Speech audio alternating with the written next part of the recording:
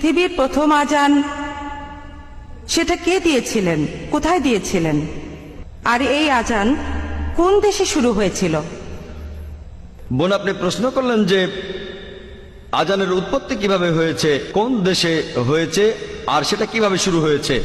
বোন, আজান শুরু হয়েছিল আরব দেশে, আরবের মদিনায়। আর সহিহ হাদিসে উল্লেখ করা আছে যে মদিনায় মসজিদ তৈরি করার পর নবীজি এবং সাহাবারা সালাতের ব্যাপারে আলোচনা করছিলেন, কিভাবে মানুষকে আহ্বান করা হবে। কেউ কেউ বলল ড্রাম বাজাও, কেউ বা বলল শাক বাজাও, এক একজন এক এক কথা বলল। হাদিস বলছে তখন একজন লোক, সেই লোক তার স্বপ্নের মধ্যে আজান শুনল। সে শুনল আজানের আওয়াজ, যেটা আমি আগে বলেছিলাম মানুষের কণ্ঠে। খবরটা তখন নবীজির কাছে পৌঁছে গেল, আর নবীজি বললেন সে যে কথাগুলো শুনেছে সেগুলো শুনতে খুবই ভালো লাগছে, আর সালাতের জন্য মানুষ